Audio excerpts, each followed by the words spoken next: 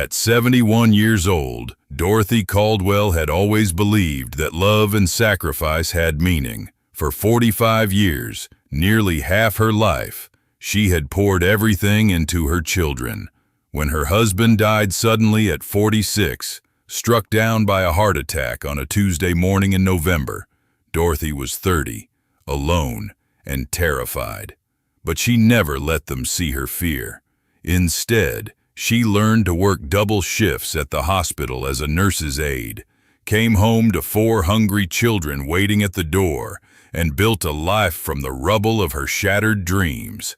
She had wanted to go to college. She had wanted to travel, to have a career, to maybe fall in love again. But her children needed her more than she needed those things, and she chose them every single time. Love, she believed, was a currency that never lost its value. Loyalty was everything. Her eldest, Caroline, was now 45, the lawyer of the family, sharp-eyed, sharp-tongued, with a career that had taken her to a prestigious firm in the city and a marriage to a man with old money. Her second daughter, Rebecca, was 42 and owned a chain of boutique fitness studios. She had 3 nannies. The twins, Michael and David, were 39 and 38, a surgeon and a financial advisor, respectively. All 4 had done well, better than well.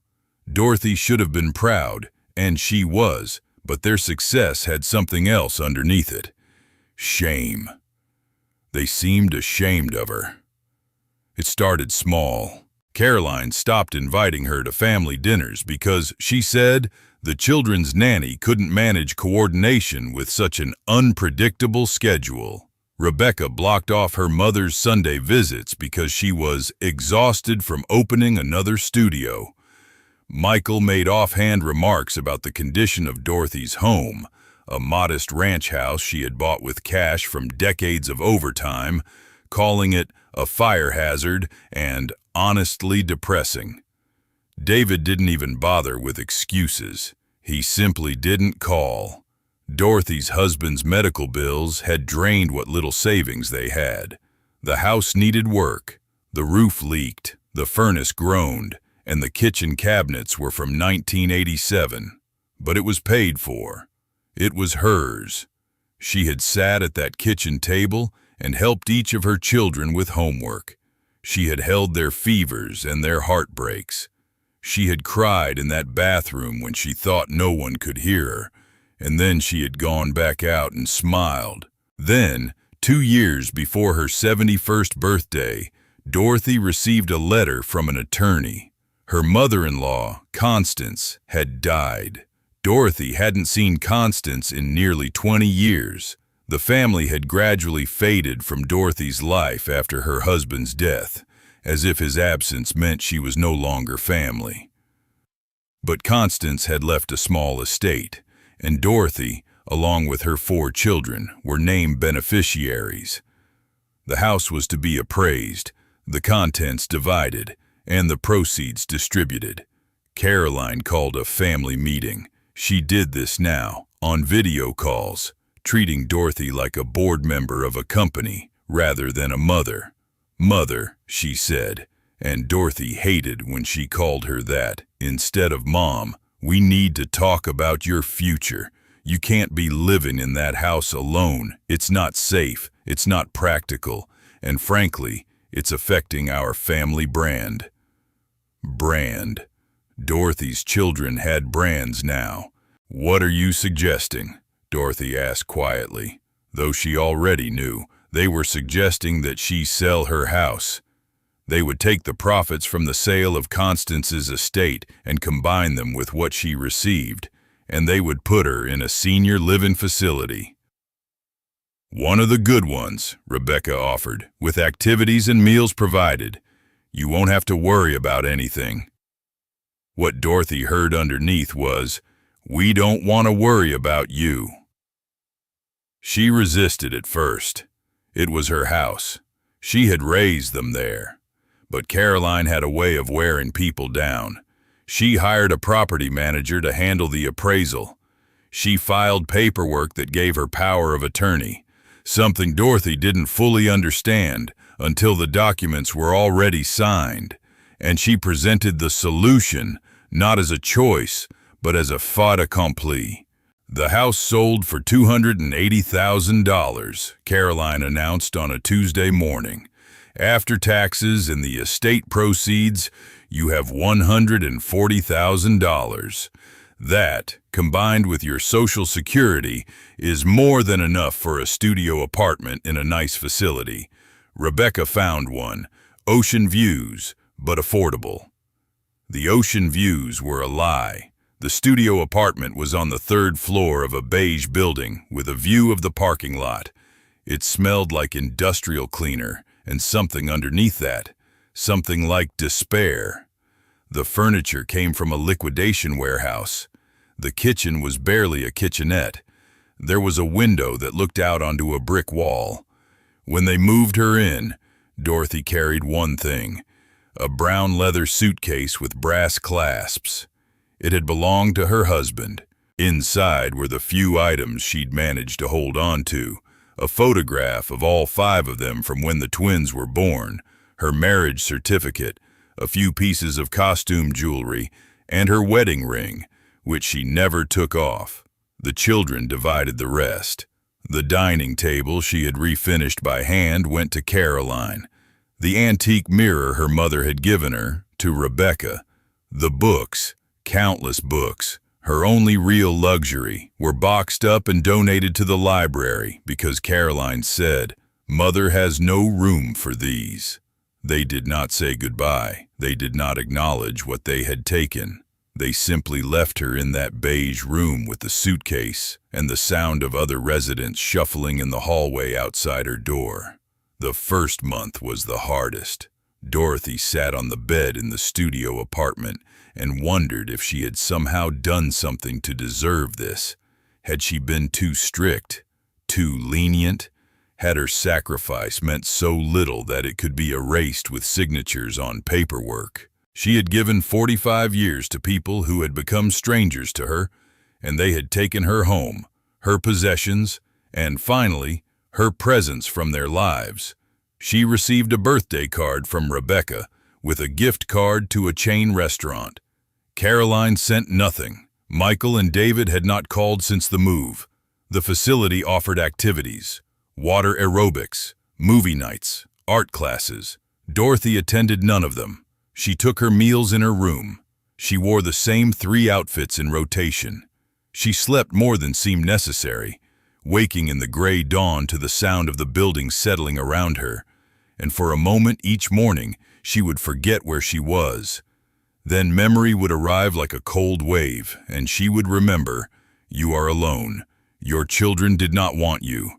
You sacrificed everything for people who could not even keep you. One afternoon, 3 months into her confinement, Dorothy was unpacking something from the suitcase. She moved between the suitcase and the small dresser constantly, unable to truly put away the symbol of her displacement, when she felt something unusual in the lining. There was a small tear, deliberate, as if someone had created a pocket. Inside was a key. It was old, made of brass, with an ornate head and a small tag attached by a faded string. On the tag, in handwriting she recognized as her mother-in-law's, was written, "For Dorothy, everything inside belongs to you. See." Dorothy's hands shook as she held the key. She had received exactly one thing from her mother-in-law in all the years she'd known her. This key, pressed into her hand at the funeral of Dorothy's husband. "Keep this safe," Constance had said. "Someday you may need it." And then she'd walked away before Dorothy could ask what had opened. Dorothy had kept it in the suitcase, never thinking about it, never wondering. But now she held it under the fluorescent light of her studio apartment, and she felt something shift inside her chest. It was small, but it was the first time in months that she felt anything other than grief. The old family estate was 40 miles away, on the outskirts of a town that had become rougher and smaller in the decades since Dorothy's children had grown up and left. It stood on 5 acres, surrounded by overgrown gardens and a fence that was more suggestion than barrier. The house itself was a Victorian, 3 stories, painted white once, but now weathered to the color of old bone. The windows on the second floor were boarded up. The porch sagged. Vines had begun to consume the east side of the structure, and the front lawn was a tangle of weeds and wildflowers. Dorothy took a cab there on a Saturday afternoon. The driver, an older man with kind eyes, asked her if she was sure about the address. "That place has been closed up forever," he said. "You sure you got business there?" "I'm not sure about anything anymore," Dorothy replied, and it was the most honest thing she'd said in months. The key felt heavy in her pocket as she walked toward the house. She had worn her good cardigan, the lavender one, and her sensible shoes. The suitcase, ever present, she left in the taxi. She didn't know what was inside the locked room, but something told her she would not need it for this visit. The front door was locked, but she could see inside through the frosted glass. A hallway, a staircase, dust and darkness. She walked around the side of the house, stepping over debris, until she found what she was looking for. A smaller door, oak, with ornate brass hinges that had gone green with verdigris. The key fit perfectly. It turned with a soft click that sounded like a door opening inside her own chest. The room beyond was breathtaking in its emptiness and its abundance simultaneously.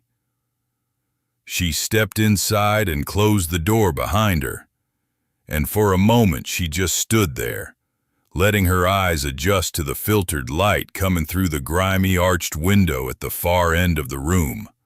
It was a library, not a small reading room, a genuine library. Floor to ceiling on 3 walls, mahogany bookshelves held hundreds of volumes, their leather spines in various states of preservation, some cracked and pale with age, others still rich with color. First editions, rare books. She recognized some, a complete set of early Bronte editions, an 1847 publication of Jane Eyre, what appeared to be a first printing of Pride and Prejudice.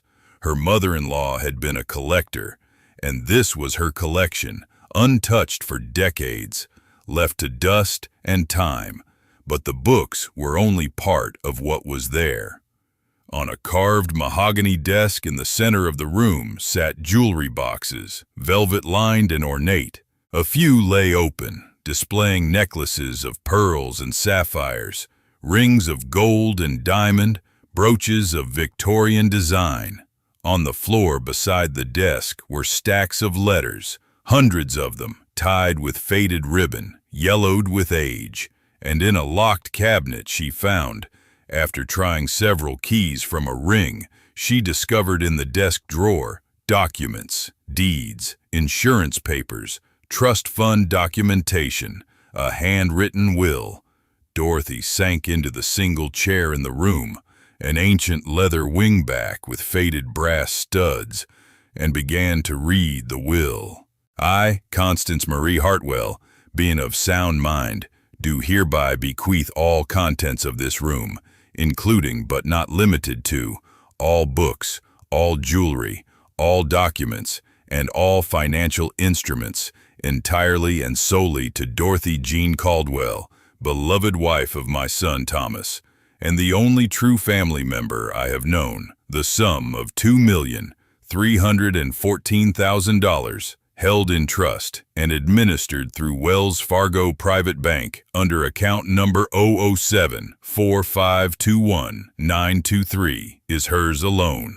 My son is deceased. My daughter-in-law is the only inheritor of my estate. All other claims are invalid and without merit." Dorothy read this aloud, her voice strange to her own ears after months of silence. She read it again. She read it a third time, and on that third reading, she felt the first tear fall. In the margins of the will, in Constance's careful handwriting, were notes. Dorothy did not ask for this. She asked for nothing. That is why she deserves everything. She raised Thomas's children as if they were her own after I had failed to raise him with any real character. She kept them fed. She kept them safe. She broke her own life in half to contain their chaos, and they have rewarded her with ingratitude. I did not know her well when Thomas was alive, but I came to know her slowly through his absence. She was the one who sent me cards when he died. She was the one who checked on me. She was the one who was kind to me when my own children wanted nothing to do with me. I leave her this, all of it. It is the only justice the universe offers. Dorothy held the will against her chest and wept. Not for the money, though $2 million was impossible, was life-changing, was a reversal of everything that had happened to her. She wept for the validation. Constance had seen her, had understood her sacrifice, had honored it, even if her own family had not. She spent the next hour methodically cataloging what she could find. The rare books alone would be worth hundreds of thousands of dollars to a collector. The jewelry was valuable, but it was the documents that mattered most. Constance had been meticulous. Everything was documented, witnessed, and dated. The trust fund existed. The money was real. Dorothy had become, in the span of an afternoon, a woman of extraordinary means. She called a lawyer on Monday, not Caroline's firm, a different one, and had him verify everything. It took 2 weeks. During those 2 weeks, Dorothy moved through her studio apartment in a daze, sometimes forgetting to eat, sometimes waking at 3 in the morning and forgetting, for just a moment, why she felt so light. The lawyer confirmed it all. The will was valid. The trust fund was legitimate. Constance's estate, estimated at $2.3 million, belonged entirely to Dorothy. The books alone, appraised by a specialist, were worth upwards of $400,000. The jewelry, while sentimental rather than monetarily valuable, contained several pieces of significant worth. "You are," the lawyer said, adjusting his glasses, "a very wealthy woman." Dorothy did not tell her children. She hired movers and transferred the contents of the locked room to a private storage facility. She hired an estate appraiser and a rare book dealer. She took meetings with financial advisors. She began the process of liquidating what she did not wish to keep and investing what she did. She hired another lawyer, this one specializing in estate law, and had them begin the process of formally contesting the sale of her original home. Caroline had sold it illegally, the lawyer determined, using the power of attorney in ways that violated Dorothy's rights. The sale could be invalidated. She could demand restitution. It was Caroline who found out first. A real estate title company called her, asking about a challenge being filed against a sale she'd orchestrated 2 years prior. The call came at her office. Later, she would tell the story like it had happened to her. Dorothy received a call from her daughter on a Thursday evening. "Mother, what is this about a lawsuit? What are you doing?" Dorothy's voice, when she spoke, was steady. "I'm doing what should have been done. I'm protecting myself." "From your own children?" "Mother, this is insane. You're going to destroy this family." "The family was already destroyed," Dorothy said. "I'm simply not pretending otherwise anymore." Caroline came to the facility the next day. She did not come with flowers or with explanations. She came with a checkbook and with the assumption that all problems could be solved with money. She wore her armor, the expensive blazer, the hostile smile, the tone of voice that suggested she was doing Dorothy a tremendous favor by even being there. "Let's be reasonable," Caroline said, sitting across from her mother on the plastic chair that had never been comfortable. "You've had some sort of moment. You found something, Or you've been told something, and you're confused. It happens with people your age. Let's just resolve this quietly. I'll add another $100,000 to your accounts. You never have to hear from any of us again, if that's what you want. But we cannot have a lawsuit. Do you understand? It's not good for anyone. Dorothy looked at her daughter, at this woman she had raised, taught to ride a bicycle, nursed through chicken pox and broken hearts and the normal traumas of growing up. She looked at her and felt for the first time something like freedom. I inherited my mother-in-law's estate, Dorothy said. The entire estate. I am not confused. I am not having a moment, and I'm not settling. The sale of my home was illegal. I will have the money returned, or I will take it from you in court. Caroline's face went white. How much? The value of the home has appreciated significantly. I'll ask for $350,000. You're trying to... Caroline stood up. You're trying to destroy us. No, Dorothy said. I'm simply asking for what should have been mine. I'm asking for the world to operate according to its rules, not according to your desires. I'm asking for justice, not revenge, justice. Caroline left without saying goodbye. She called her siblings and told them a story, that their mother had lost it, that she was trying to extort money from them, that she had been manipulated by some attorney who was obviously trying to get rich off a confused old woman. She told them that Dorothy was vindictive, mentally unstable, and dangerous. She told them that if they did not stand with her, they would lose their inheritances. Michael called next, angry, confused. David did not call. Rebecca sent a text message. I can't believe you're doing this to us. Dorothy did not respond.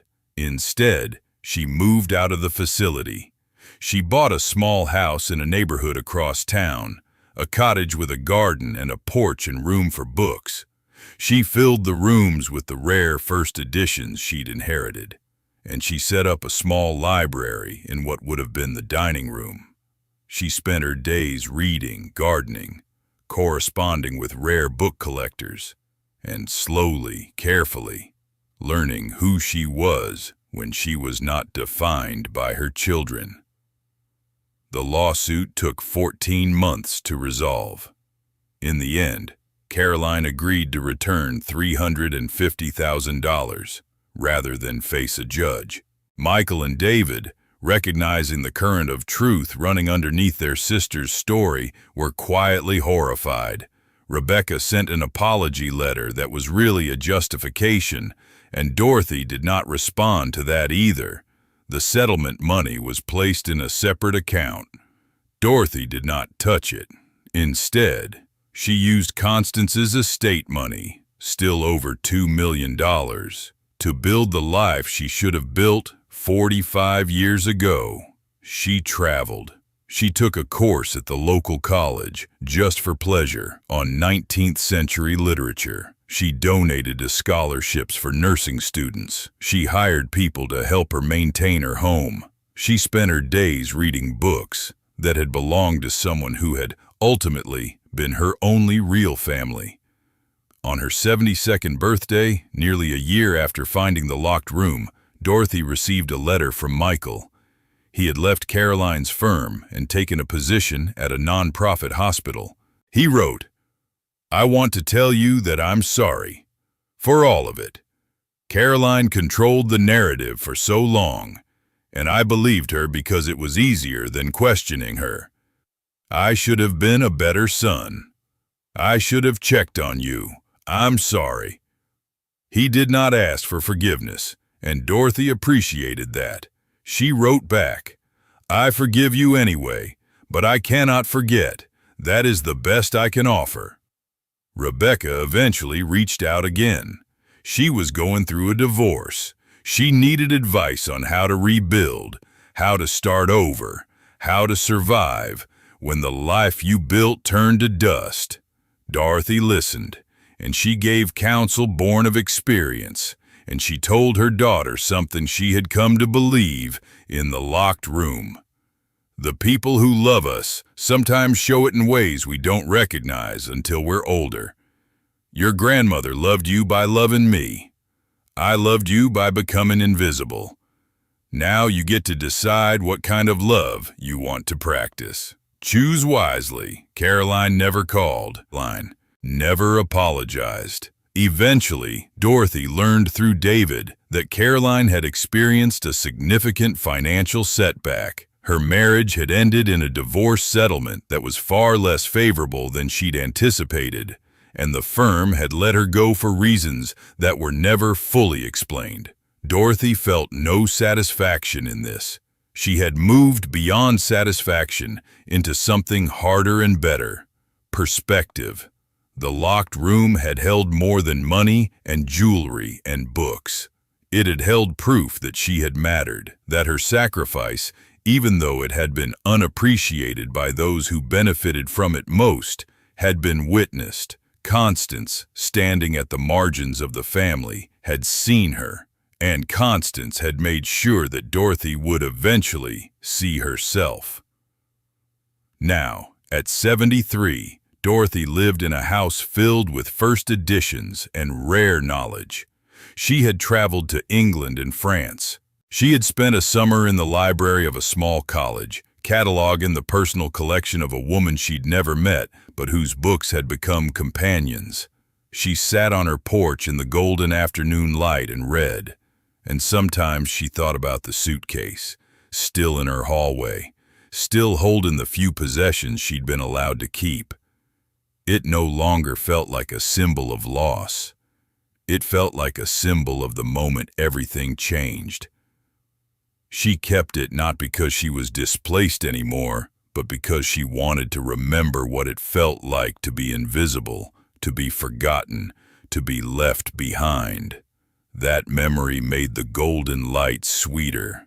That memory made the books in her library matter more. That memory made her finally real. Sometimes in those golden hours before sunset, Dorothy would take out one of the leather-bound volumes, feel the weight of it in her hands, and she would smile. Her mother-in-law had understood. In the end, the people who truly mattered understood. And that understanding, that validation of her worth, that proof that her sacrifice had not been worthless, was worth more than any money could ever be. Dorothy Caldwell had spent 45 years giving. Now, finally, she had permission to receive, and she would spend whatever years remained to her learning how to do it well.